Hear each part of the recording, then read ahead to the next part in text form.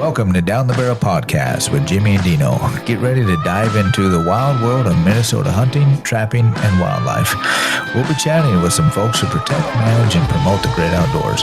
But don't worry, we'll also have some laughs as we chat about guns, whiskey, and anything else that catches our eye. So grab a drink, sit back, and get ready for a good time. The Minnesota Deer Hunters Association and wolf.report proudly sponsor this podcast. However, please note that the opinions, topics, and guests featured may not necessarily align with the views, beliefs, goals, or mission of our sponsors. The Minnesota Deer Hunters Association has been building our hunting and conservation legacy over the past 40 plus years through habitat, education, advocacy, and legislation in Minnesota for Minnesota. At wolf.report, citizen science means that you provide the data and we provide the platform. Our website is designed for the citizens, hunters, trappers, and anybody else in Minnesota to easily report wolf encounters and share location data.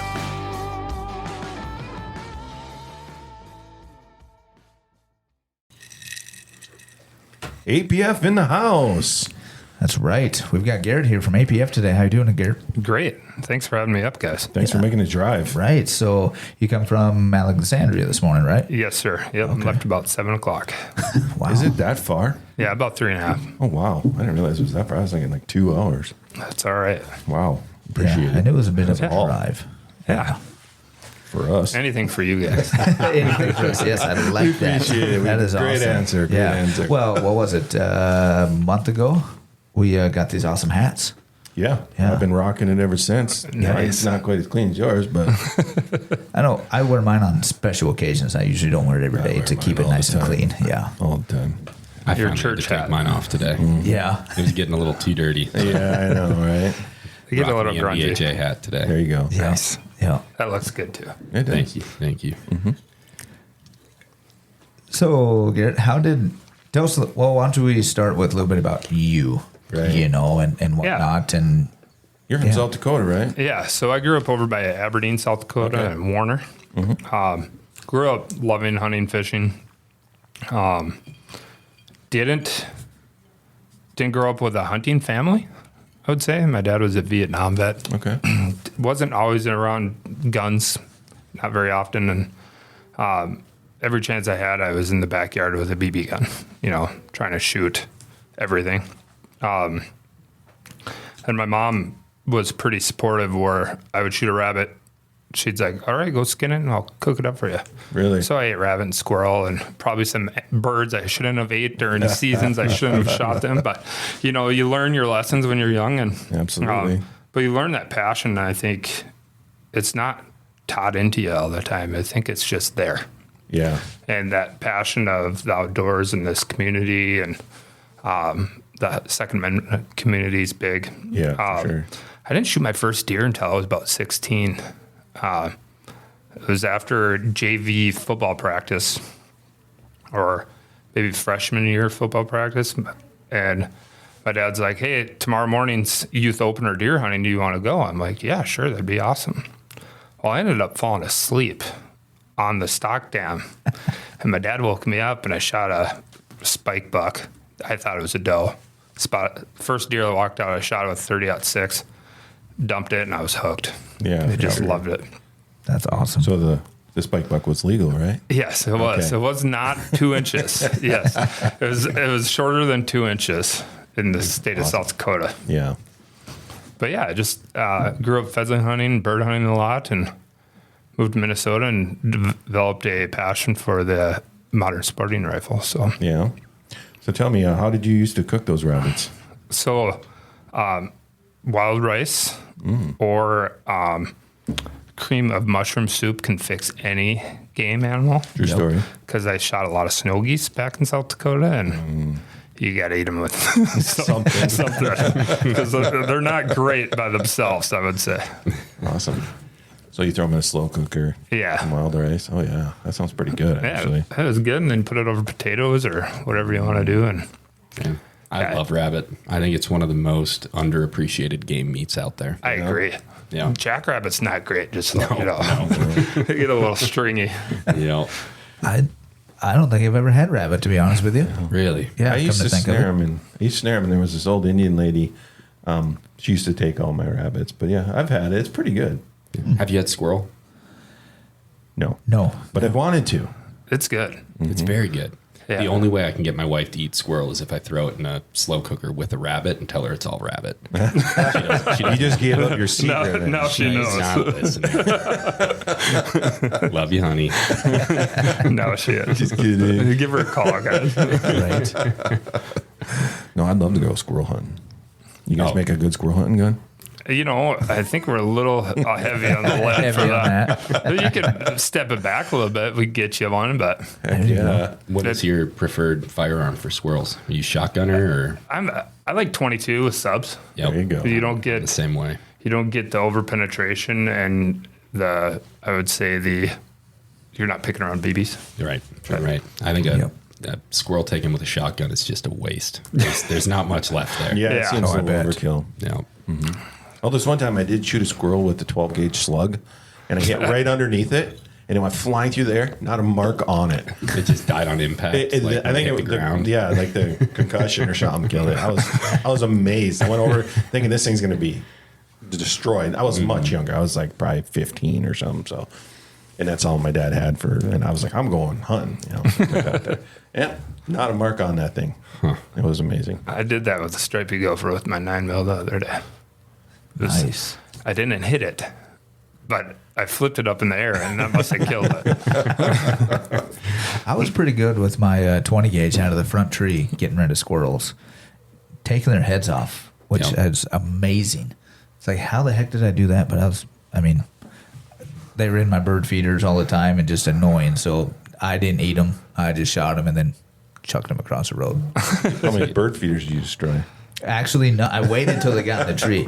Now, my son, on the other hand, with his BB gun, there's a few holes in a few of the bird feeders to where there's BBs. That's awesome. Yep. Yeah, I've got a freezer full of red squirrels right now because they keep Really? getting. I've got so many bird feeders in the backyard, and they're constantly back there. And I had so many bird feeders in the backyard. A bear got to them 2 nights ago. Oh man. Yep. Yeah. Yep. If we don't have many of those problems down by us, I suppose a not. lot of bear. We get them every once in a while, but Yeah. yeah, that's always been interesting to me how you guys hunt bear, and yeah, it's pretty kind of a cool process. Yeah. Yeah, we just had you put in for. Yeah, I didn't get it tag. in. 4th year in a row. I've got as long as I've ever went. I forgot to put in. I didn't I put in. every year. I put in for the elk too. I never get that, but Nobody gets that. I know. I don't actually think anybody does. I had a buddy that Kiergaard Sports down south. Yeah. He applied for it the first year and got a cow tag. Wow. And he's like, well, I think I'm not going to do it. I think I'm going to try to get a man. bull. And everyone's like, you better go shoot one because you'll never, ever. That is Yeah. a once in 10 lifetimes. Yeah. Right. tag And to I've get been an elk tag in applying Minnesota. for Yep. 15, 20 years, I swear. Nothing. Nothing. Just give $5. No, we'll have to take a trip out to Colorado. for The an elk state hunt. needs it. Yeah. All right. That's All where I elk hunt. Yeah. What Colorado. Salida. Yeah. South of Salida down in the Moffett area. Okay. Down in the Yeah. valley. Yeah. Very cool. Yeah. Yeah. I think I've shot 5 elk out there. Really? Yeah, Nice. all with MSRs. Very cool. Yeah. What's the biggest elk you've got? 5x6. Okay. It's more of a let's fill your freezer. Yeah. If you see one, big one, we'll shoot it. But we're out here to shoot them because they're depredation tags. So it's an August to February hunt. Oh, okay. So you can get out there and hunt in the nice weather or the cold weather. It's kind of, but every morning there's different elk on its place. And I I think suppose. they shoot 400 off the property a year. Wow. Wow. That's insane. Yeah, like you that go out seems there like a and lot. you dump 8 elk and they're like, oh, just another day on the ranch. That's crazy. That's crazy. Awesome. That's the kind of ranching I could do. Yeah, right? Yeah. Sign me up. Calling elk. For sure. Yeah, that would be cool. So, what's your preferred caliber for that? So first year I went out there with our MLR and 30 Nosler Oh wow. because I'm like, I need a big gun to shoot a big elk. And then the next year I went out there with a 6.5 Creedmoor. And Oh man. and I'm saying it because I know you guys. and the reason I did is because we took it out to this rifle out to like 1,100 yards, and I'm like, I'm confident behind it. I know the gun shoots. I can dope it from, 300 all the way out. Yep. So having an elk at 568, I shot a bull 2 years ago. Oh, Wow. And that's awesome. And the rancher's like, I want smaller calibers. It's all placement. Yep. And it's true, but there's guys that go out there with the Creedmoor and they'll shoot an elk in the ass and then it'll run and then they're chasing out. Right. So if you can shoot, not saying I can shoot, but if you can shoot, smaller caliber is always not a bad thing. Yep. Yep. Yep. I mean, 6.5 Creedmoor is a perfectly capable cartridge for an elk. Exactly. I would say it's at the bottom end of the spectrum of an elk cartridge. Actually, Randy Newberg agrees with me. Oh, there you go. I mean, if I trust anyone about elk hunting, it's probably Randy Newberg. But yeah, I have buddies that have taken elk with a 6.5. I haven't. I always my 30-06 is my elk gun, but I've never got the chance, so. Yeah, me neither. I've always wanted to. But keep applying. I will. I will. One of these years I'll be I've always surprised. wanted to go out to Colorado and do that. I've got 270, so it's more than capable. you'd be more likely to draw a tag for an elk hunt in Hawaii than you will in Minnesota. I don't doubt it. So coming from Aberdeen, how did you get to Alexandria? So I was actually down in Brookings, South Dakota. Oh, yeah. And it was the weekend. We usually shot a lot of ducks and geese on the weekends, me and my friends, like Friday night, Saturday morning, Saturday night, Sunday morning, Sunday night. We hunted hard. Yeah. And it was supposed to be a really, really nice day. The mallards weren't quite down from Canada yet. And I went to Brookings, South Dakota to hang out with my friends or a party. And I met my soon-to-be wife there. Okay. And she's like, oh, I'm from Alexandria, Minnesota. And she's like, my dad has a small machine shop. I'm like, oh, cool. So we went over there. He owned Alexandria Profab, which is right next to APF, and they 3.5 million parts a year for Polaris Industries, Minn Kota, and a bunch of gun parts. Yeah. So I always thought that was really cool. She was getting close to graduating. I proposed to her. We're like, where do we move? So our plan was to move to Alexandria, Minnesota to work so she could study, get a nursing license, and then we were going to move to Alaska. Oh. And I was going to do something in the trade of outdoors. So fishing, guide, or something along that line, or try to get into it. Just for my passion I had, I think that's where I would have been the most happy at. And then I can get into the APF stuff here, how that all kicked off. Absolutely. Yeah, for sure. That was the next question. Yep. Yeah, so moved to Alexandria, and I was actually working for my father-in-law, and my background was carpentry. So this was right about 2011, 2012. Didn't quite want to get into the carpentry side of things. I like it, but I'm like, what do I want to do in 30 years type of deal? And machining really always interested me. I thought you could take a block of aluminum and make it into something cool, or steel or titanium or Inconel. Yep. So I was kind of pretty interested in that. And my father-in-law was like, well, I heard DPMS was leaving Minnesota. And he's like, you want to start a gun shop? I'm like, I like guns. So him and I put the first quote unquote APF rifle together in his office. He's like, hey, try to get this dust cover on this. So I watched like 3 YouTube videos because I had no idea. And we put one together. We shot it. I'm like, this is cool. So our intent was to do kind of like a online AR parts retailer. Yeah. And I went into the general store. Jason Lee was actually in there, and we offered him a job. And he's like, yeah, I want to do that. So I gave him a tour of the machine shop, and he was pretty interested. And so we kind of started that as an online parts side of APF. And I think we sold 2 bull carrier groups in 2 months. It was not going to make it. Yeah. So we're like, well, let's create a model of rifle, and making all the parts next door. We create a model of rifle, and there is now APF branded AR with the old bullseye with the APF logo in it. Yep. Mm-hmm. So I went to Young Guns in Aberdeen, and I went to Lucas. I'm like, hey, bud, you want to buy this? He's like, yeah. I'm like, oh, okay, that's pretty easy. And he's like, but you need a box. I'm like, what? You need a box and a warranty. And I'm like, so we're green at this. Like we just had the passion for creating firearms. And my passion for the MSR is the fact that it's a hunting gun first. Right. Yeah. And the familiarity, we were in a war for 20 years. You get a lot of people coming back.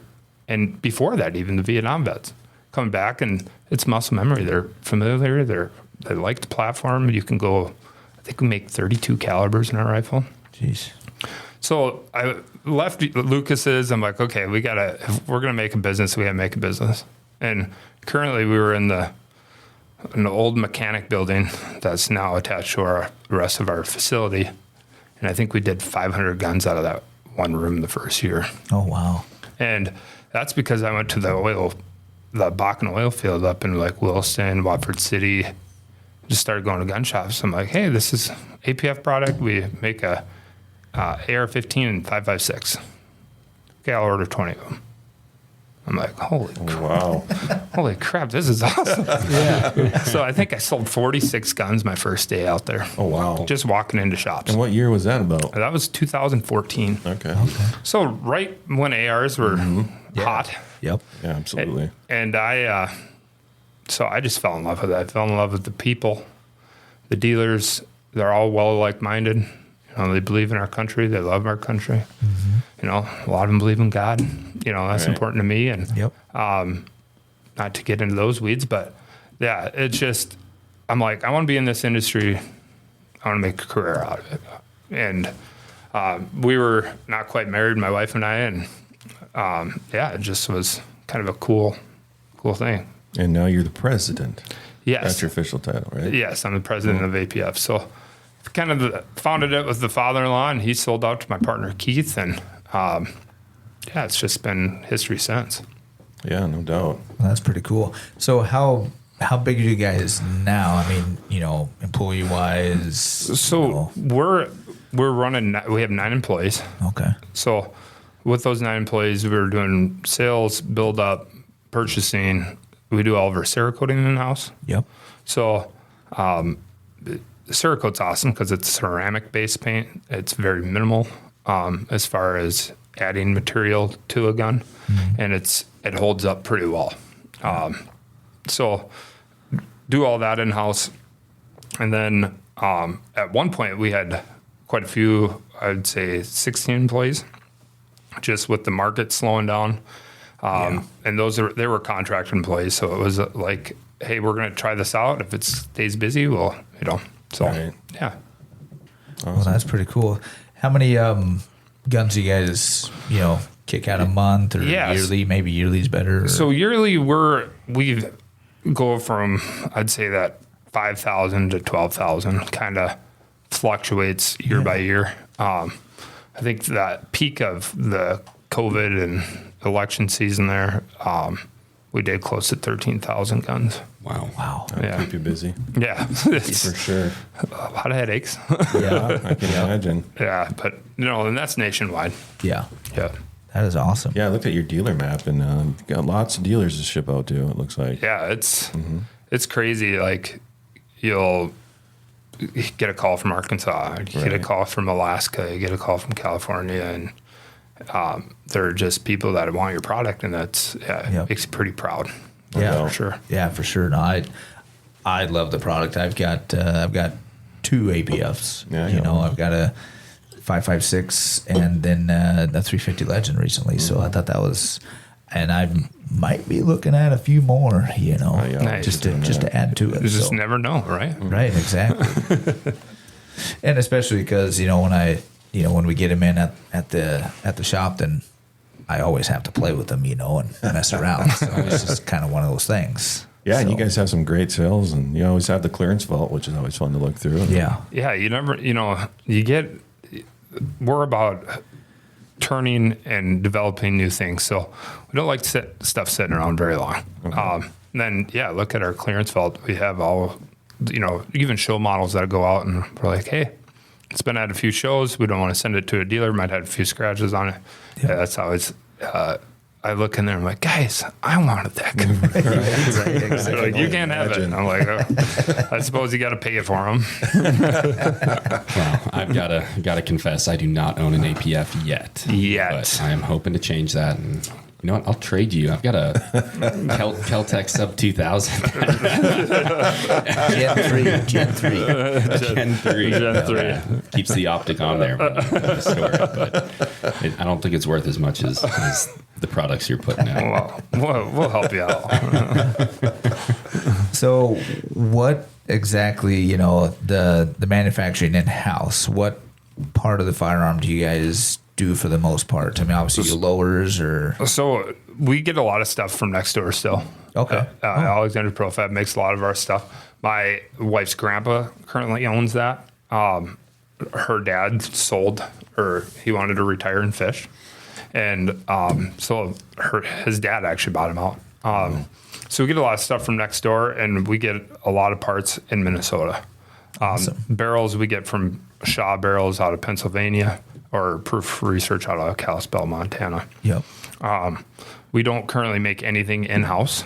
We do altercations, stuff like that, but we are looking at adding machines down the road. Gotcha. Yeah. I'm sure that's quite the investment. It is. And, machines, there's a good plus to it, but there's a good plus having good relationships with other businesses too, because you're also feeding those families, buying products. So it kind of goes around. Yep. Yeah. Oh, that's pretty cool. Awesome.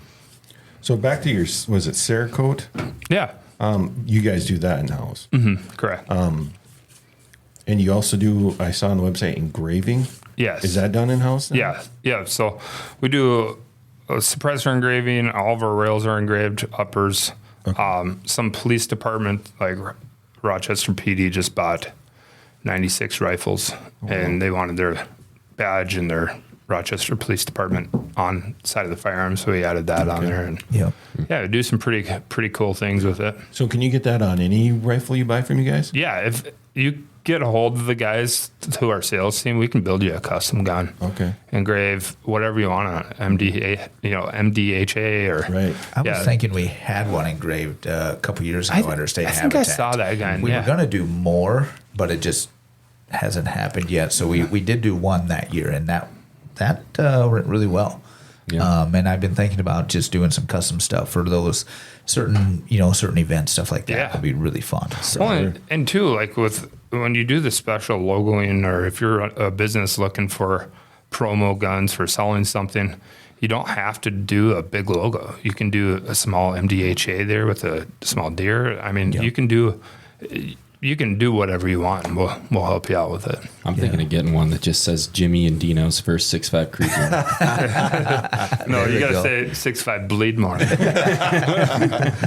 That comes with the elk on it, right? Can you Cerakote it in like the Muddy Girl camo? Should I tell them they can come elk hunting with me if they shoot a 6.5 Creedmoor? I will definitely shoot the Muddy Girl one. Right?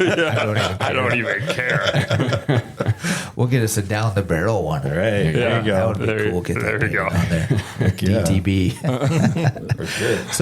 So you referenced it a few times, the MSR, Modern Sporting Rifle. Do you prefer that over? I do because it's politically correct. Right. It's such bull. Yeah. Right. But, exactly. it's because that's what it is, right? Yep. It's the grandpa's, it's soon to be the grandpa's lever gun sitting in a corner, right? Yep. It's not replacing the lever gun, I wouldn't say. Yeah. But it is that go-to gun because you can do so much with it. Yep. As far as home defense, hunting, target shooting, and you can do a wide variety of calibers too, which we like. Yeah. Extremely modular. Yeah. What I like about it is, being modular to where you can customize it. I mean, my first, AR MSR was a Ruger, and that was probably back in 2010, maybe even before then. Yeah. Just bought it, right off the showroom, and I added stuff to it. Obviously added red dot, foregrip. I changed the buttstock on it. Added some rail covers, and that was cool. Yeah. And I added a light to it. That was my home defense gun for a while. And then I made a 223 Wild, and I kind of decked that out kind of the same way, a little bit different. And then I've got 2 pistols, a 9mm and a 5.56 that I've decked out, changed stuff around. And then actually the recent 350 Legend, I added M-LOK rail covers. Oh, nice. So, because it's, the black rifle, so I wanted some FDE on it. Yeah, accent. Yeah, so I changed out the grip. I changed out the buttstock. And then I added some M-LOK rail covers, and put them in different areas. And I don't know, you can customize it. That's what I really like about it. The girls call that accessorize. Accessorize. I accessorized my rifle. So that way it was, and that's the cool thing about it, Then even on, my one pistol, I changed out the trigger. I changed out the buffer tube. And you can do all those things around yourself. with it. So that makes that gun that's on the shelf your gun, because you're doing what you want to the firearm. Yep. And that's why we do the Cerakote, because you just don't have black guns on the shelf anymore. There's so many different colors. There's a color called Tactical Mermaid. Yes. And we sell more to men than we do women. Tactical Mermaid. It's so cool. We have one of those at the shop. Do we? Yeah. That's going to be his first gun he buys. It depends on the light. It's purple, it's blue, it's Pink. It's kind of teal. Yeah, You can just looking at decapitate the, squirrels with a Tactical Mermaid, right? What caliber is that you got there, Dino? that one's in 223. Oh, okay. Yeah. The only one I can picture in the shop right now is that 6.5 Creedmoor in the OD green. Oh, that's a sharp gun. Yeah, It's a nice looking gun. I do have one in the Bull Shark. Oh, It's Bull like Shark that- gray? Yeah, it's like that flat gray. That's really unique. And that's the cool thing about Cerakote is, like, you're going to like one color and you're going to like one Right. color and you're going to like one color. It makes that gun on the shelf that person's gun, because they're customizing it. Yeah. for sure. And they can do what they want with it. So Yeah. that's another reason we like Cerakote, just because of the durability and the customization that you can do with it.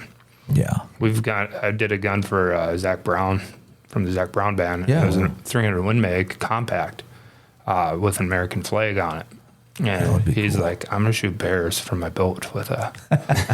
I'm like in Alaska. I'm like, I want your job. Yeah, no doubt. Yeah. Yeah.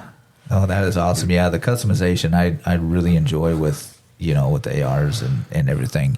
That's what I like about it. And with this 350 Legend, I'm customizing it so my son can shoot it, a little bit better, just so that way, with the adjustable stock and everything. And that's the great thing about it. So, And the felt recoil is so reduced, and it's that's why I really like it too for the youth.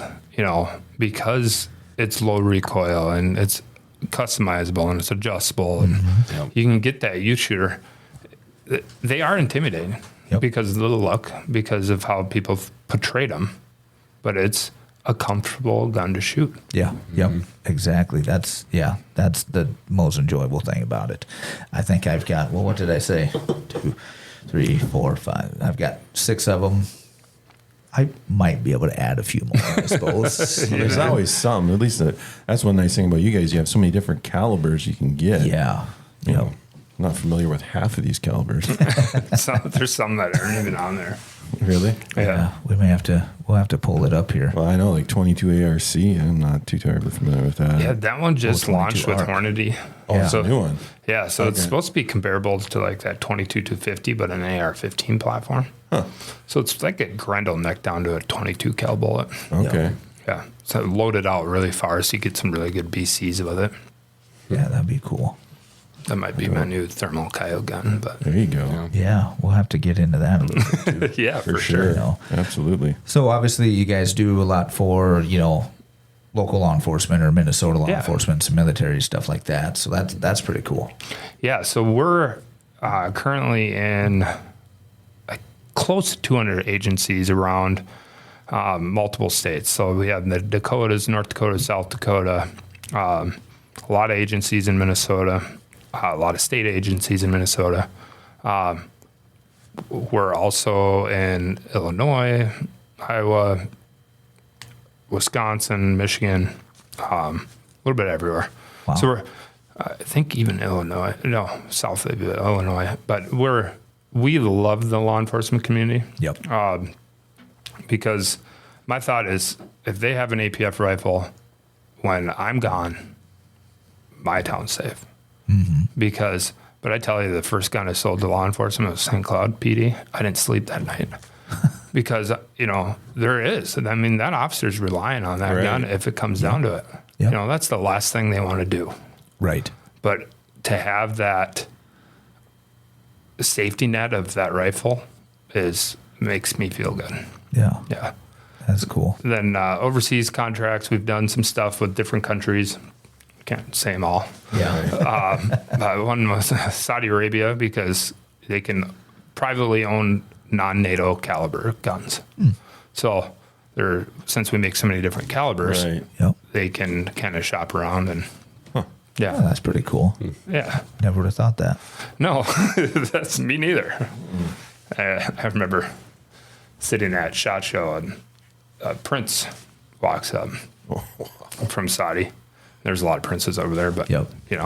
I'm like, this is a Cadillac and this is a Ferrari. He's like, Ferrari? He's like, Bugatti. I'm like, oh, that's a $3 million car. Yeah. I'm like, okay, well, you have that money. Right. Yeah. Yeah, it was pretty cool. That would be cool. Interesting.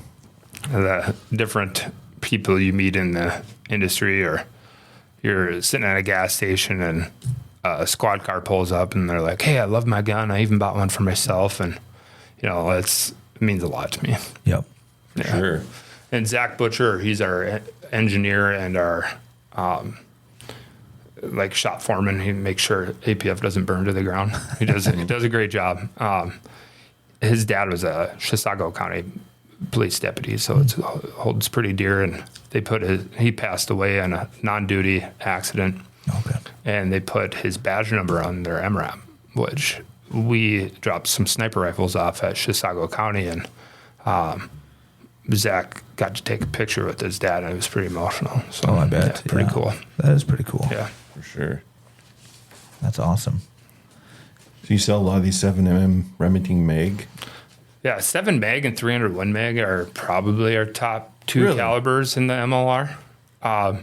We just released 7 PRC and 300 PRC in that gun. Okay. We were doing a 33 nozzler. We still can. It's just a lot of gun. It's a lot. It's violent. We'll just say that. It's like a pissed off Lapua in a semi-auto.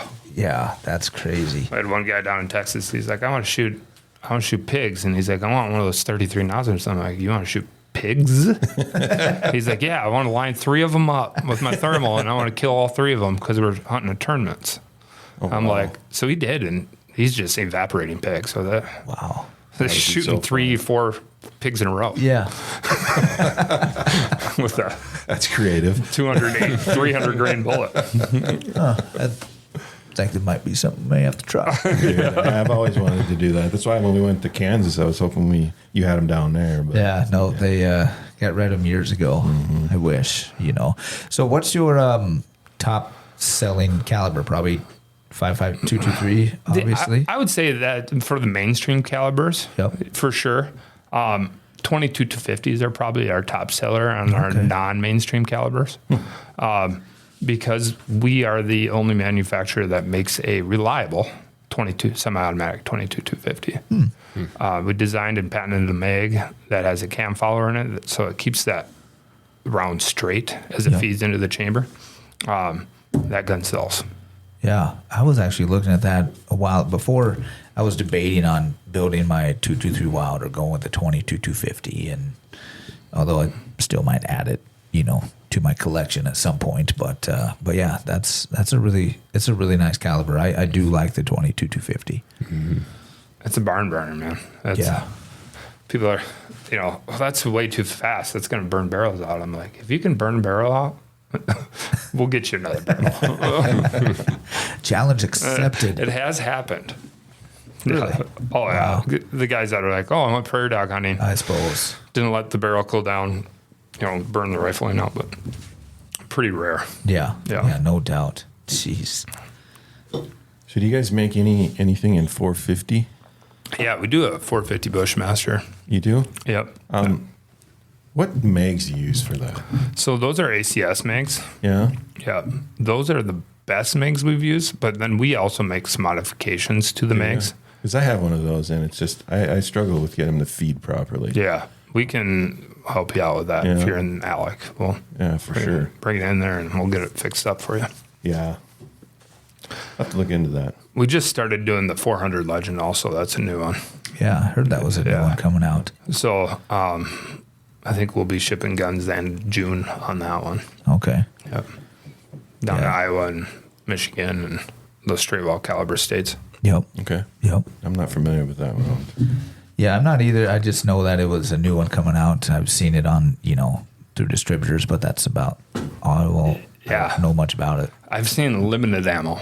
Yeah. So I think we'll probably start ramping that up in August. I'm guessing maybe July here. I suppose. So we have on here shotgun calibers. How come we don't have any? We get that a lot actually. Really? I wouldn't mind doing a 410 down the road. That'd be pretty neat. You can get a 12 gauge caliber gun from any gun shop, and it's all from Turkey. Yep. So it's a hard market to be competitive in. I suppose. And they've done an AK. Yep. I wouldn't mind trying one in an AR. But there's some other things that we're going to be pursuing here. Just stay tuned, and we kind of want to diversify, a little bit, try to expand our horizon, because the AR market is a volatile market. It is you have to be in front of people, and there's a lot of competition, and there's good competition, which is good, because the bad, quote unquote, bad manufacturers out there, they get weeded out pretty quick. Yep. So it's good to have competition, for sure. Yeah, there's a lot of competition. Just the basic ones that we hear of or see all the time, especially me. The Delton. They make a good rifle. They've got that different price point. Great Lakes Firearms. Yeah. We kind of handle a decent amount of those. We've had some CMMG over the time, but I don't know. They sure seem to. They're pretty proud of their stuff. I mean, they've got good stuff, but man, they really jumped up really high. Yeah. On a lot of their stuff. So it's our joke at APF is always like, oh, hey, we came out with color. Give it 2 weeks, Great Lakes will start it. And it does. It's like they watch our website, which is, that makes you feel good too, right? Yeah, sure. People are like, hey, I want to be like APF. Yep. That makes me feel good. What I was talking about, the price point, kind of getting into that price point gun. Yep. We do offer a few price point options, which we do a good, better, best, right? Mm-hmm. We do our entry-level rifle, then we do our 2.0 series, which is all billet, ambidextrous. Then we do our elite series, which come into like a 5-pound gun, 6-pound gun. Yep. To the guy that's like, hey, I want a really light gun for varmint hunting, or I want a 3-gun gun, or I just like the look of this firearm. Kind of get into that higher end market a little bit. Yep. Yeah. But you can't just be like, hey, we make a $6,000 223. It's like, Right. we'll be about half that. Yeah. But, yeah. That's pretty cool.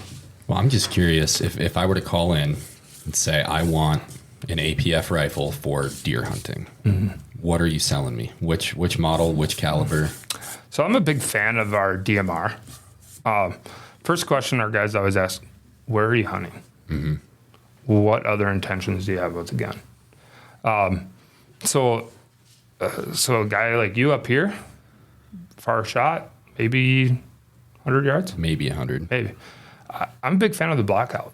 Yeah. Just because you can do such a wide variety of grain weight, and you don't have that over penetration like you would with those bigger calibers. And they're suppressed nice too. I'm a big fan of the Grendel. That's such an unappreciated round. It's unbelievable. But I've shot coyotes at 600 yards, Yeah. just hammers them.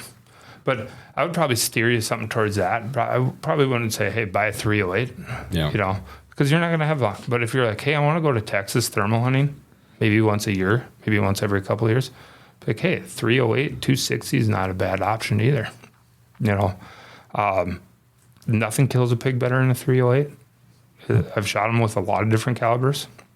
Well, it sounds like this Nosler does a pretty good job. Yeah. Especially they're stacked up. Yeah. $5 a shot. If you want to do affordable, shoot a 308. If you want to kill them, shoot a 33 knot. That would be awesome. Yeah, so we kind of, when you buy a APF, it's you're also buying knowledge from our guys. Yep. You're buying essentially our guys' kids' meals. That's what it's proud. That's what I love about Minnesota too. Is it's such a proud state. If it's Minnesota made and you're from Minnesota, you're going to buy it. Yep. And it doesn't matter if it's $20 higher than the next guy. Right. Because it's a very proud state. Yep. Which coming from South Dakota, we're proud too. But coming over here and it's just like it doesn't feel like I'm missing back home, right? It's a welcoming, nice state. Minnesota friendly, I guess you would say. Yeah. Minnesota nice. That's definitely something we strive for. That's why we work with APF. It's why we work with Maluna, Tacticam. Yep. These are all Minnesota-based companies that's what we're looking for. Yeah, for sure. That's awesome.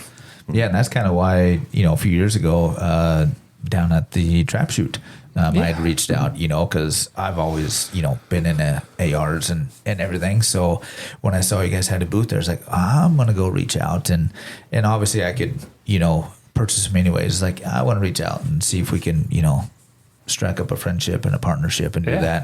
And it's been great. And we love, like you said, to support Minnesota companies and everything like that. So it's been awesome. Yeah, that's awesome. Yeah. Oh, thanks for that. And we appreciate it too. Yeah, for sure. I wanted to go down to Reed's gun fair this year and shoot the automatic, but didn't make it down there this year. We'll have a private shoot There at we go. at APF. We have some pretty cool toys over there. yeah. We'll be down there in a few weeks. Yeah. We will, for the trap shoot. Yep. Right. I'm thinking maybe later this summer we'll do an on location podcast, and we'll go out to the range with you guys. Yeah, that'd be fun. Get a tour of the factory and just hang out. Yeah, you made the drive up here. We'll make the drive down there. Yeah, sure. I would love that. Yeah, so would definitely we. do that. Yeah, exactly. Our wives might not like it, but they might And not then let us go. we can just swap my Keltec for something. while we're doing that. there we go. What? Hello. The Minnesota Deer Hunters Association has been building a hunting and conservation legacy over the past 40 plus years through habitat, education, advocacy, and legislation in Minnesota for Minnesota. All right, so what's the main difference between the AR-10 and the AR-15 for those that don't know? Yeah, so your AR-15 is more based off of your mil spec rifle, like your 5.56 NATO 223. We do a 204, 6 mil arc, 22 arc, 350 Legend, 400 Legend, 350 Bush, 6.5 Grendel. So a lot of the smaller calibers, I would say. Yep.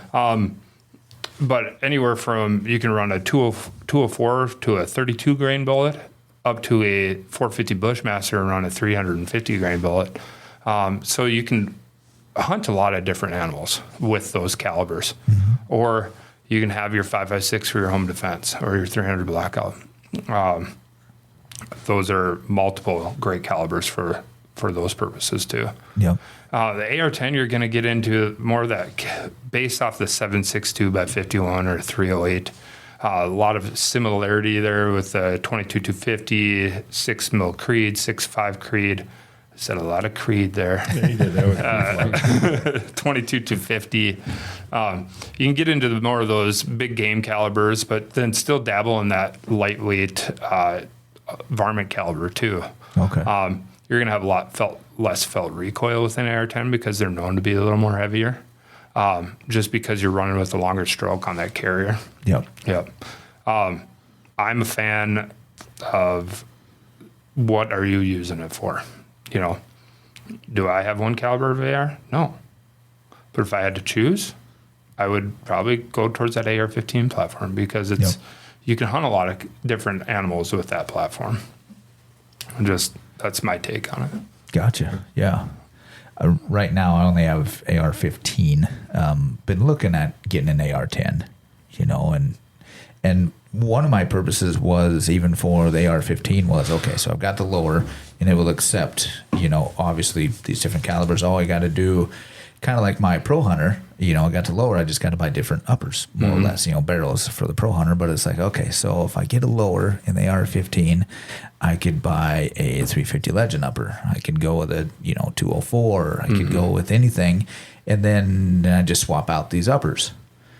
Well, that's no fun. It's like, because then you got to swap. That's a lot of work. Then you got to swap them out. You know, certain guns I want different buttstocks for, or different foregrips. So it's like, yeah, I just need but the concept's there, obviously, so it could be done, you know, and everything. So yeah. And you brought up the 204.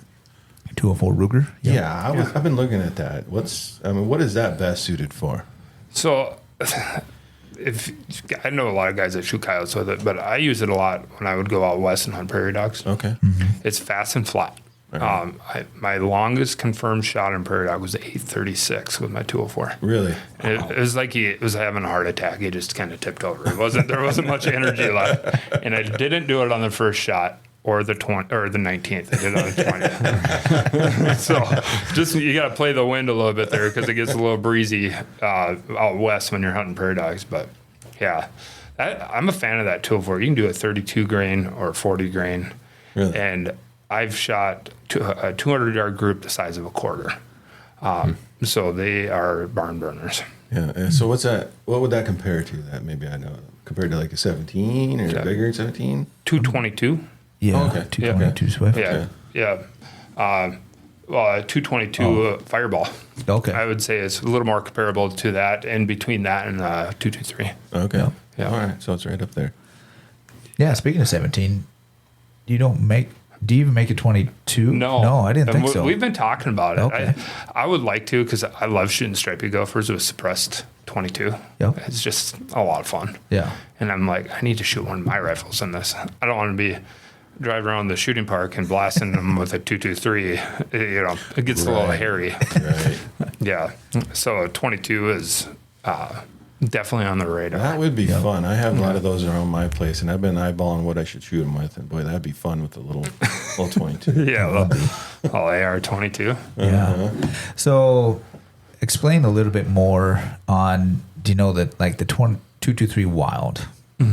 That's always, you know, I get questions on that a lot, and I'm still trying to figure out the exact, you know, best way to say it, but you might be able to explain a little bit better. So 223 Wild's a hybrid chamber. It's not a hybrid round. It's a hybrid chamber that helps you shoot 5.56 and 223 more accurately. A lot of guns are chambered in 5.56. Well, 5.56 are typically loaded a little hotter because it's a NATO style round.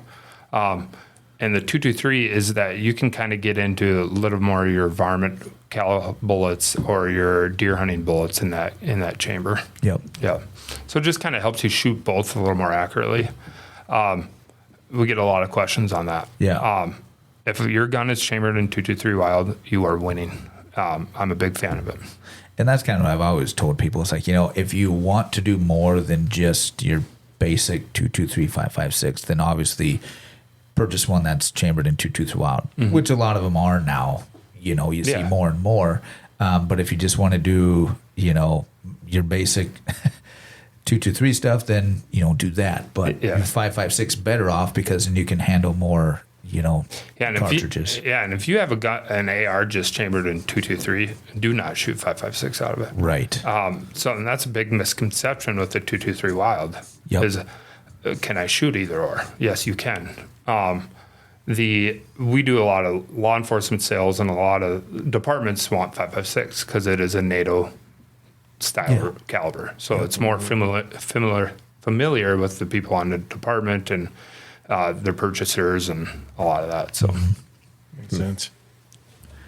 Yeah, because I have a 223 Wild, and I built it that way for that reason. So then I can, even get those 223s, that are, higher than the 62 grain. What is 75. It? 75 grain and stuff. But you can still shoot those out of the 5.56, right? It's just not as accurate. correct. You can do that. It's just not correct. It's not as accurate. And the twist rates get big on that. Okay. Like that 1 and 8 to 1 and 7.5. Right. 1 and 9 is a good one. So if you're in that mark, you're pretty solid. Yeah. Makes sense. So let's talk about the shooting club Yes. Yeah. down in Alexandria. Yeah. So last year, Zach Johnson and I and Steve Gould and Tyler Notch bought the Alexandria Shooting Park. We want a shooting destination for central Minnesota, where you can come out and shoot trap, shoot archery, potentially shoot long gun. Down the road, indoor range is on the horizon. We want that shooting destination. So either if you're going out west, you're going to go on your first Colorado elk hunt. We can help you get your gun zeroed in. We're going to be carrying a lot of different things, but our vision, or the shooting park, that was part of our vision for the shooting park. But we also wanted to buy the shooting park because it holds such a great event out there as the Minnesota High School Trap Shoot. Oh, okay. I think this year there's 8,800 kids registered Wow. in 9 days. It's the largest shooting event in the world. Yep. And the safest Yeah. high school sport in Minnesota, which, you can get into the weeds of politics, but Right. you can show people that kids can be responsible with guns if they're taught it. Right. And that's a big education I think should be in school is firearm safety, because if my kids have been around guns, they know not to touch them. They know all the things to do with guns. But if my kid has a kid over and that doesn't know, and all my guns are locked up, but there's places that they aren't. And that kid should know how to be responsible with Right. a It's firearm. not a toy. You don't It's- pick it up exactly. like somebody like you do your toy guns. And with games nowadays and the movies and Yep. shows, they're portrayed as toys. Yep. And they're very serious. And I think that's something that is really great to see is all these youth kids from anywhere from far northern Minnesota up to Canada down to Iowa border. And they all are out there because they like to shoot. And it's really good to see. And there's a lot of businesses that support it in our state. And it's awesome. Yeah, MDHA is one, right? Yeah. We are. Yeah. We've been a platinum sponsor for, God, how many years now? Quite a while. I don't know the exact number, but I would for sure say at least probably 8, if not 10, maybe a little bit more than that for sure. Yeah. Well, and I would say if you want to, 1, feel really, really good about the next generation of hunters, and 2, feel really, really bad about yourself, go watch those kids shoot. I mean, There's a lot of 99s, 98s, 98. He's like, man, you're 100 pounds and you're shooting a 12 gauge better than, it's unbelievable. Yeah. It's impressive for sure. Yeah. Yeah, it's really cool to. I've been down the line, behind, and when you've got the big day of the kids, so you look down the whole line of shooters, and it is just awesome. Because I'm trying to think, how many stations do you have? So we have 20 houses, Okay. and we'll throw about 1.5 million clays in those 9 days. Wow. That is crazy. It I is. didn't realize it was the largest. Yes. Yep. I Minnesota, know and that. Minnesota is the largest one. Yeah. Yeah, Largest in the the world. largest high school. Yeah, I think it's the largest high school event too. I believe it is. Yeah, and shooting event. So they've set a lot of records with that, and there are more kids keep coming, more schools keep coming on board. Schools in the metro are coming on board, which is awesome. Oh, It's the fastest growing sport, or it was the fastest growing sport a few years ago, because it just leaps and bounds. I mean, within a few years, they were, They have more kids in high school trap than girls and boys hockey combined. Yeah. wow. that makes sense to me. And we're a hockey state. Right. Yeah. Right. You know, are we a trap state now? Might be I a think trap so. state now. Well, it sure sounds like it. Yeah. Well, and I love Like- too. I mean, like you said, you get these schools from literally the entire state. You know, every corner of the state and everywhere in between, and there's a good majority of those teams that on the back of their shirts, there's MDHA whatever chapter as one of their sponsors. That's awesome. It's really fun to see. Yeah. So support your schools with if you can help out and get those kids out there shooting, because like you said, it's the next generation coming up that is sport we care about, or an industry we care about. For sure. Yeah. For sure. Absolutely. Yeah. Well, and this year we'll be down there again, all 9 days. 9 days? 8 days? Yeah, 9 days. 9 days. And we are giving out free membership to any of the shooters, any Yeah. of the youth that are awesome. participating. So that'll be a lot of fun. Hopefully we'll get 8,800 new youth Why not? four-corn members to MDHA. That would be awesome. Well, when you guys are there, come and see me. We will. I'll be driving around. Yeah, that'd be Shooting gophers. Yeah. There's too many people at the park of that. If you see me on the far east side of the property, that's me just trying to get away from the heat and the shotgun shells going. Yeah, no doubt. I've thought about pulling the camper down there and just hanging out for all 9 days, but man, that's a lot. It's a dedication. It is. Yeah. Yeah. But it is really cool. You should head down and just check it out. I mean, it's something to see. Yeah. It really I is. haven't been down there. And it's typically decent weather for the most part. I mean, obviously You've had some storms though. Yep, we have. But It's warm. last year? I know there was some. Was that last I think the very first day, or the first 2 days, it was just windy as all get out. Oh, I was yeah. like, man, that would have been a tough day for those kids. There's not a lot of trees on the property. No. How big is the property? We have 162 acres there. Okay. All So- dedicated to shooting then? Yeah, a majority. We're looking at doing sporting clays out there on the east side of the property. Okay. Just to be able to utilize the whole property. Right. And I think sporting clays is a lot of fun. It's like golf with shotguns. Yeah. Yeah. You just can't drink, but Right. you still Probably shoot a good shotguns. idea. Yeah. I've done more sporting clays than trap, around I here. haven't, But I would like to get into a little bit more, but I need a little bit nicer shotgun and just more time, I Yeah, guess. blame it on the shotgun. Yeah, exactly. I shot at my first 75 last year. So 75 in a row. Wow. And then Stephen Gould's like, "You want to try another one?" I said, "Nope," because it's getting into my head.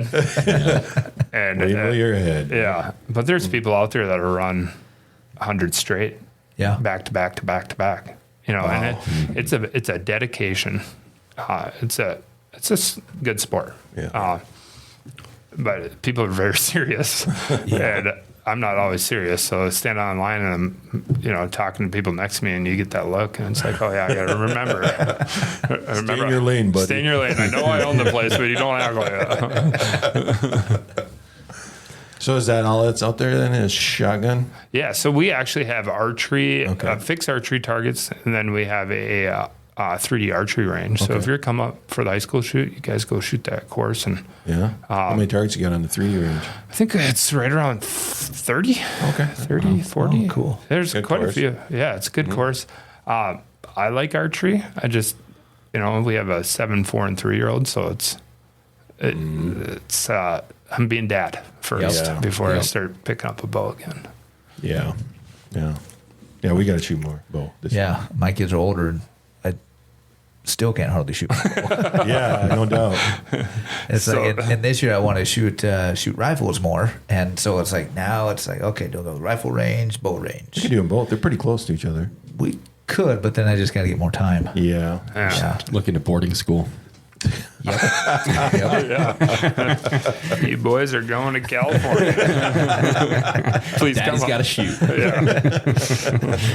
I got to eat some squirrel. I'm going to try that. Jared's going to cook us up some squirrel. Yeah. Oh, I'd be happy to. Do it. Or- Do you handle your social media? I don't. So Aaron Chittum does. He's one of our sales guys. Aaron was a Aberdeen, South Dakota police deputy, and worked with the U.S. Marshals a little bit over there. And he does a lot of his social media. Okay. And he does a great job. Does he? Yeah.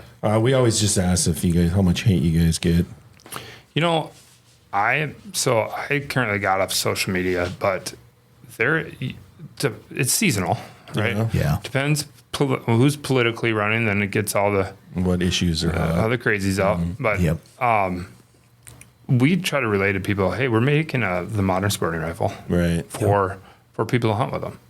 You know, the intention is not for someone to shoot somebody with it. Absolutely. You know, but that is the right we have for a Second Amendment in the state or in our country, is self-defense.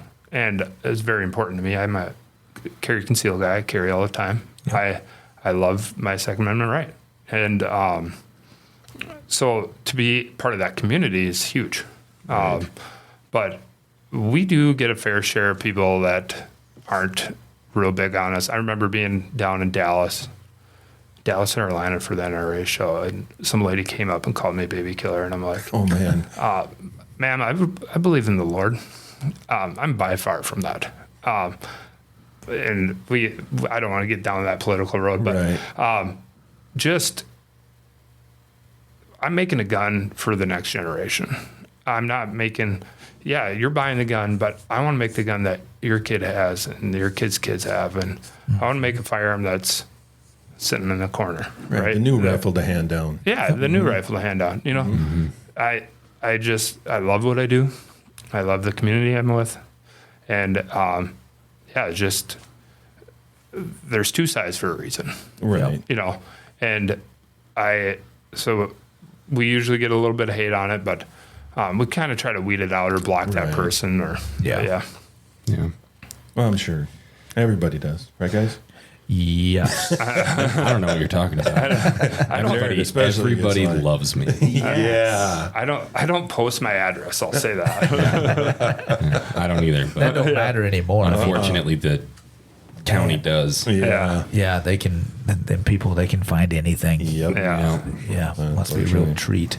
Well, back to kind of the Second Amendment, you know, that as always, there was a lot of legislation proposed this year in Minnesota. You know, anything from assault weapons bans, quote unquote assault weapons bans, to the storage laws and all of that. And, you know, MDHA opposed all of that along with a number of great organizations, and nothing passed. Well, I shouldn't say nothing.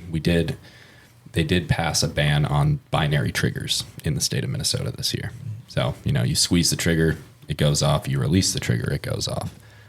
Those are no longer legal in the state of Minnesota, but nothing else passed this year. So, yeah, if there's a time to be a proud Second Amendment person, right now is the time. yeah. In this state. Get behind your MDHAs, get behind your Minnesota gun legislators, you know, get behind the people that care about what you do. It's not time to be shy. Right. Support the people that support you. Really, really important to me too. Yeah. For sure. Well, and something else we kind of touched on, somewhat related. I mean, it's a legislative issue that we talked about, I think, before we started recording, is the shotgun zone in the state of Minnesota. MDHA has, for a number of years, wanted to see the elimination of that shotgun zone and to go all legal firearms statewide. There was another push for that again this year. It ended up not passing. But I don't know if you or APF even has a stance on that issue. Yeah. So just talking to other people around like your organizations, and it was never a safety issue. Right. It was a deer population issue. Well, you look at like that Todd County area, you look at Otter Tail County, the deer populations are insane. Like you see dead deer on the side of the road all the time. There's too many deer. I think that having rifles, if it's a caliber restriction, if that's where people are scared, or if it's, hey, you can't shoot a rifle unless you're sitting in a deer stand, or, you're in an elevated platform, something like that, where you're shooting more of a downward angle. We don't have the population like they do down by the metro or down by Rochester or Duluth, or that South Rochester, Minneapolis area. We don't have the population where you have deer hunters in every section, every 20-acre chunk. Yeah. I'm a big fan of having rifle zones statewide.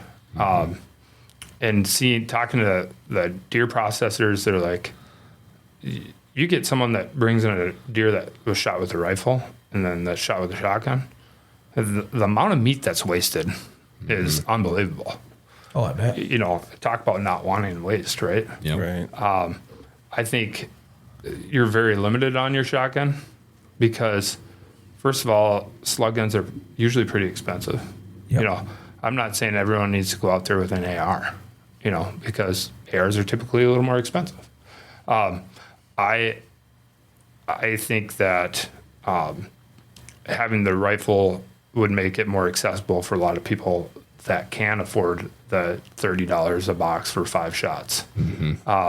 And the ability to get out to that 200, 250 yard mark with a lot of, like down by us where we're flat and there's a lot of room from tree growth to tree growth, gives that person a little bit of a chance. And then you put a 20 to 12 gauge slug gun in the 12-year-old's hands and you're like, hey, shoot that deer, and it kicks the snot out of him. Right. Yeah.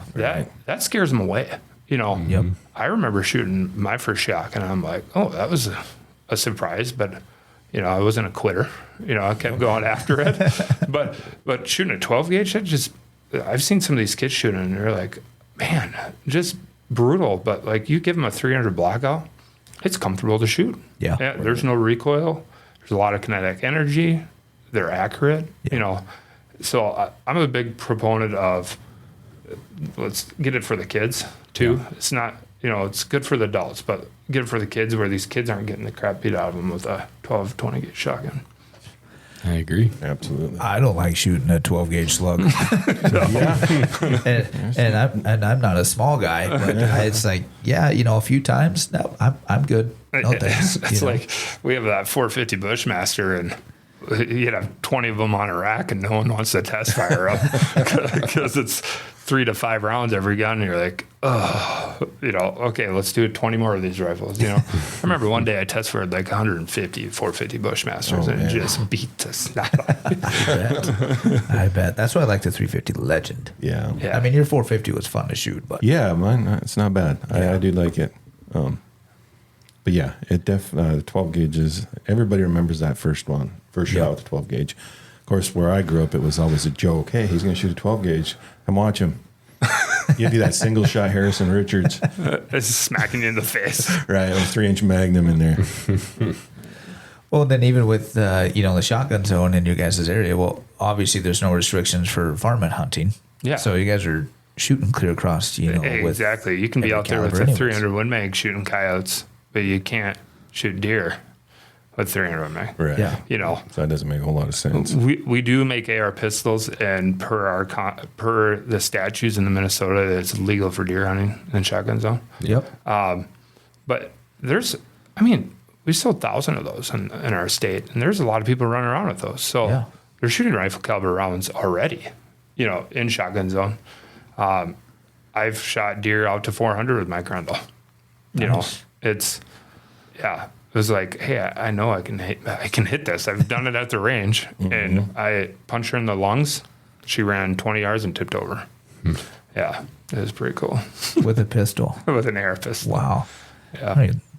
I couldn't even shoot 400 yards with like 270 last year.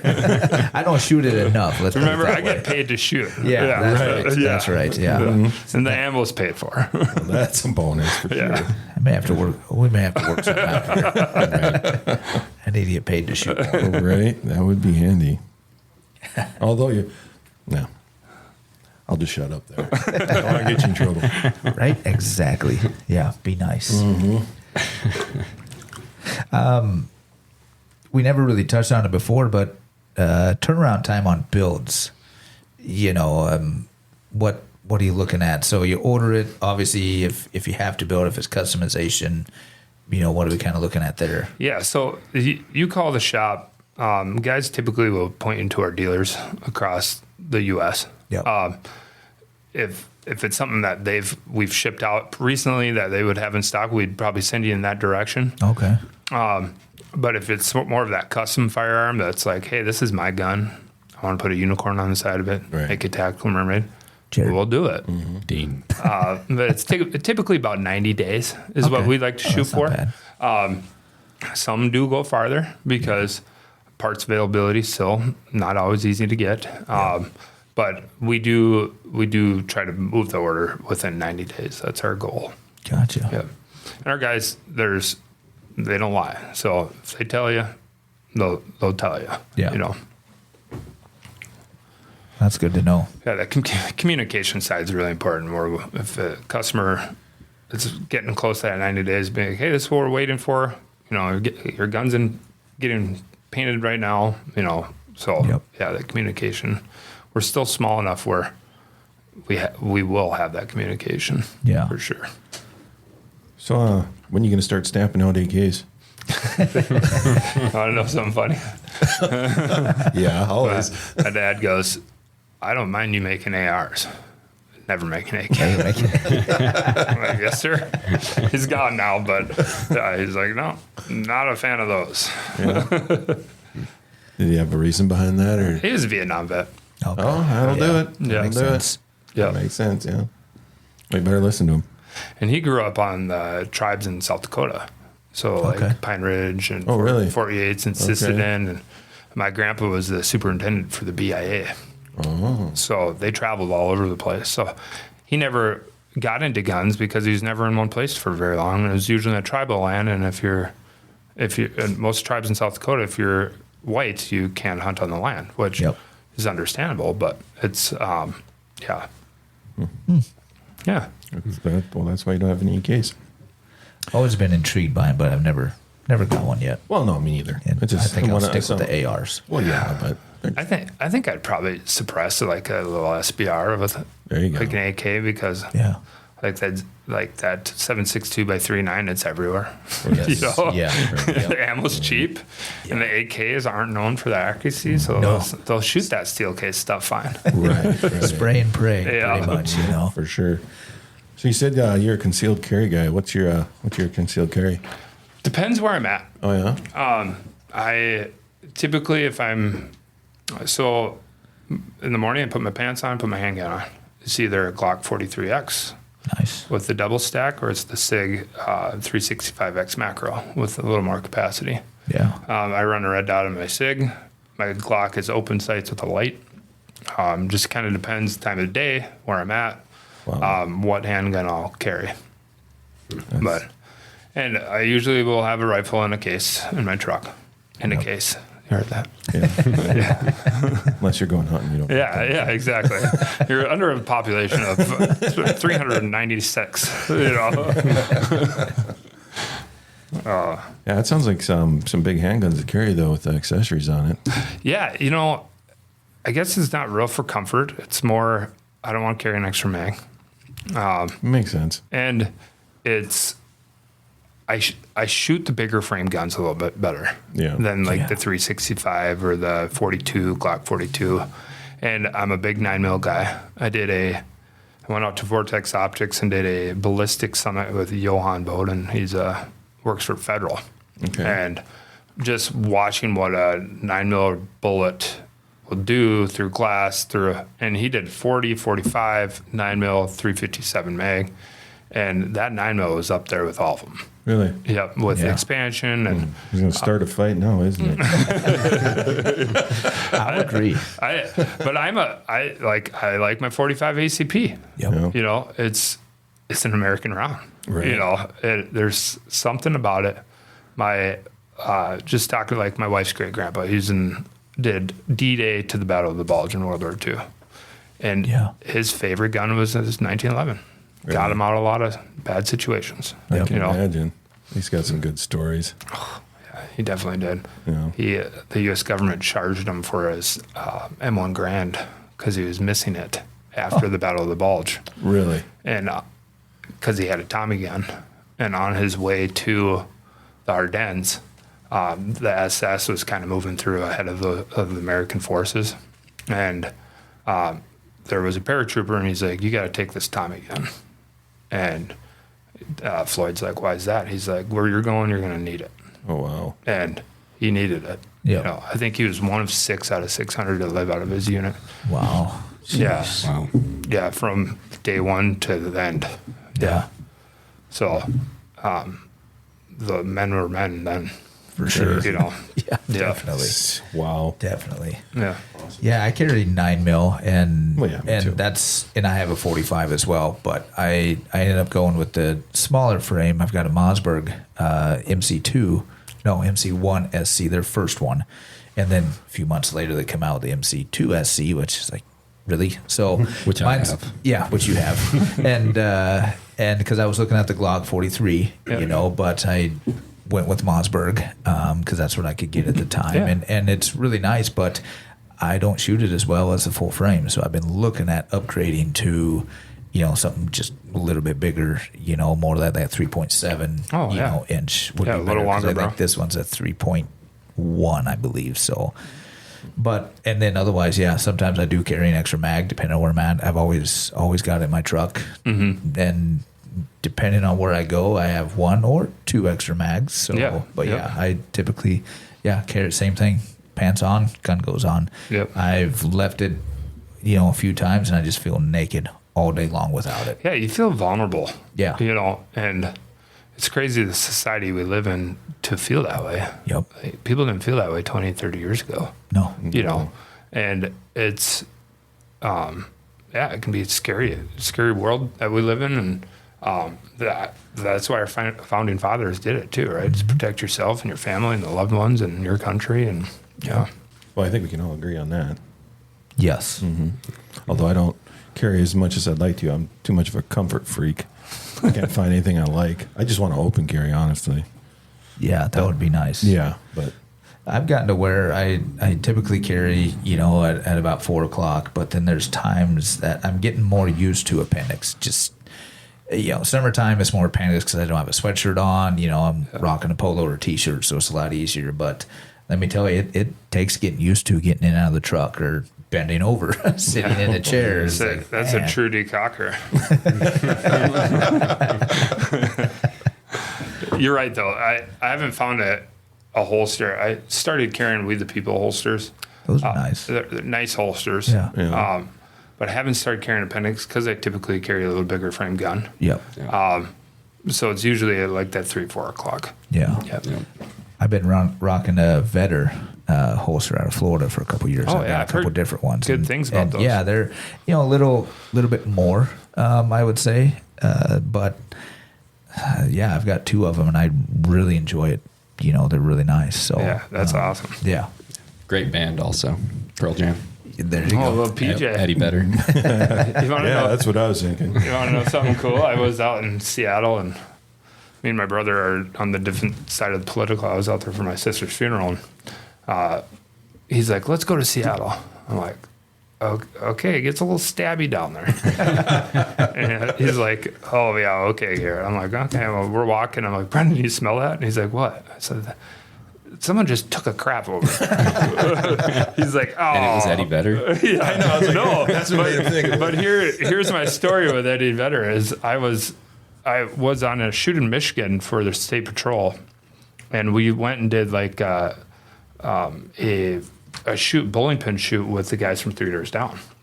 So I ended up becoming really good friends with all the guys from 3 Doors Down because they're all shooters and all Second Amendment lovers. And I was chatting with them, and I'm like, I'm gonna call Chris up. I was talking to my brother. I'm like, I know Chris from 3 Doors Down. He's the lead guitarist. And he's like, "Oh, you do?" I'm like, "Yeah." I'm gonna call him up. I'm like, "Hey, Chris, didn't you record your first record in Seattle?" And he's like, "Yeah." I'm like, "You still know anyone over here?" He's like, "Yeah, the Yellow Jacket Studio. I believe that's what it was called." My friend just bought it. Well, that's where Nirvana recorded their first record, Pearl Jam, 3 Doors Down, a lot of these like grunge rock bands back in the day. And my brother's like, "Are you kidding me?" Like, and if we would have stayed one more day, we could have went to it.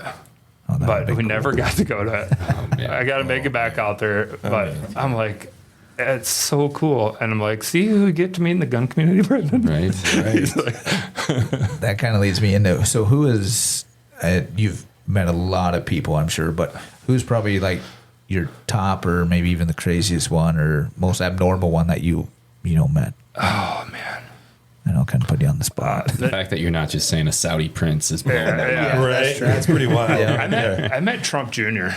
Talked to him for a bit. Down to earth, good guy. Yeah.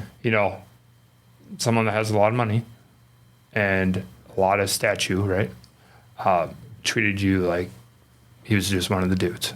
Yeah. And that was really cool. Conversations with Zach Brown. That's cool. Very down to earth guy.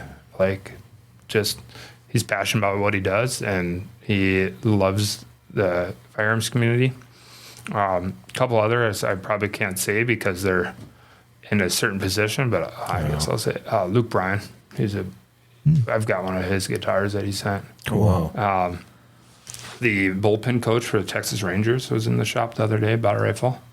And I'm like, so you're a baseball coach? I'm like, I thought college. And he's like, yeah. I'm like, for who? He's like, Texas Rangers. I'm like, and one of the guys is like, well, you won the World Series last year. He's like, yeah, our guys did a really good job. I'm like, can I get a jersey? He's like, yeah, I'll send you one. So he sent me one. Like, just, it touches so many different communities and so many different people in so many different ways that it's a great community to be a part of. And MDHA too. You guys probably meet some of the coolest people ever, and regional or out of state or people that are just passionate about what they do and where they hunt. And It's all a balancing act, though. You get to meet those cool people, and then you also have to hang out with Jimmy and Dino. I thought we were the cool people. I thought so too. I mean, it's funny. It's cool. He always comes around. Yeah. He's always here. So obviously we're cool enough to hang out Nowhere with. else to go. So we're the pity group. I see how it is. We're the last choice. My worst experience was probably someone that was in the UFC. I'm not going to say any names, but it's just like my father never talked down on me. Why are you talking down on me? Mm-hmm. Like, yeah, okay, you are who you are. That's awesome, but it's like, we're all created equally, right? Right. It's just like, but then I've met some really cool guys like Matt Hughes and Brock Lesnar and all these other guys that are really down to earth, cool guys. That's crazy. And you meet them all at the SHOT Show or? Just everywhere. Wow. SHOT Show, or they'll contact you. And there's actually a lineman for the Vikings came up and bought a gun. He's like 6'9", 350 pounds, like just a big dude. Mm-hmm. And he goes, I love my job, but he's like, something gives me the peace and serenity in shooting. Yeah. Like, there's just something about it. Like, and he doesn't hunt. You don't have to hunt to shoot. Oh, That's such a misconception. It's like, oh, I don't hunt, I can't shoot. It's like, you don't have to. I mean, you're cooler if you do. But. Yeah. Like, you can feed yourself, whatever, or you can eat veggie burgers. right. I'm sure 6'5" Creedmoor. Gotta throw it. You got me. I'll take it. Well, speaking of hunting, I mean, I know you mentioned, deer, pheasants, hog hunting. What's your favorite? What's your? Oh man! You could choose right now to go on a hunt. What would it be? Pheasant. Yeah. I've got a black lab. He's 10 now, but just watching him work, and he's a pointy lab. Just watching him work and how excited that animal is to do that job for you. Like, you wish your kids were that excited sometimes when you get home. Yeah. But they're just watching an animal work and being out in the elements and moving around. Like, I don't have much patience to sit in a deer stand. I do, because I make myself. Right. But there's something about getting out, or and walking out in western South Dakota, and one flush could be a grouse, and the next flush could be a pheasant, and the next flush could be a partridge. And it's just the mass variety of animals you get to pursue on that is really fun. And then you have a rifle in the truck for shooting coyotes. There you go. Shot a lot that way. Yeah. No, pheasant hunting it's amazing. I love, like you were saying, that relationship you build with the dog. Yeah. It's such a great experience to have that communication, and I just love it. Yeah, it's just, and you brought this little animal from a baby. Sometimes they're hell. Like puppies are hell. Yeah. But you bring them in from that to potentially what you've molded this animal to, and it's like your best friend. Yeah. But you think about that, like fathers, right? Mm-hmm. It's your child, and you're molding this kid your whole life. And sometimes it's hell. And sometimes it's hell. But that's a you know. Yeah. And I think dads out there that want to get into hunting or shooting, take your kids. It's not a dad thing or a mom thing. No. It's a family thing. Yep. And you can build that unity around shooting that a lot of families don't have the opportunity to do. And I think that's, I've always, back in the day, I was like, oh, it's a guy thing. I'm going to go out with the boys. And like seeing my daughter shoot and she's 7, I'm like, I'm a proud dad. Yeah. It's pretty cool. So, yeah. Yeah, our kids love to shoot, and shooting, not hunting. When I was at the range a few weeks ago, I had the rifle range on myself, and let me tell you, that was glorious. I could just sit there, and it was a beautiful day, and it's like time. It was amazing. Yeah. I mean, it was great, and like I said, our kids love to shoot. My daughter shoots, and she's damn near better shot than I am, which is great. Yeah. So, and we just got to get the kids out more and more and more. So, well, that's with the society that we live in, it's keep yourself busy. Like you're running with kids all over the place, right? Yep. But take time to shoot. Yep. Like that is time you'll never get back. And, exactly. Or fish. Sit in a boat. Right. Take some time, and you'll find some peace that way for sure. Yeah. Yep. Definitely got to find more time for that. But working's fun too. Well, I was planning on going back to the office after this, but I'm going to go find a boat. Sorry, guys. I wish I had brought my gun and I'd go to the range. Well, you guys come up to Alec. We'll do some machine gun shooting on the back. Man. And heck yeah. We've got some pretty cool guns that we've taken in. Yeah, that'd be awesome. Yeah, for sure. I will take you up on that. Yeah, for sure. I'll definitely take you up on that. Well, with that, I think that pretty well wraps her up. Yeah. Oh, thanks, guys. Yeah, we thanks appreciate for you coming up. Yeah, for sure. Yeah, and like I said, this summer or later this summer, early fall, we'll schedule the time and we'll come down. And, I'd love to. And we'll do a on the road podcast. And yeah, for sure. So that'd be really cool. We'll connect at the high school shoot. For sure. Yeah. All right. Well, thanks for coming in. Yeah, thanks, guys. The Minnesota Deer Hunters Association and wolf.report proudly sponsor this podcast. However, please note that the opinions, topics, and guests featured may not necessarily align with the views, beliefs, goals, or mission of our sponsors.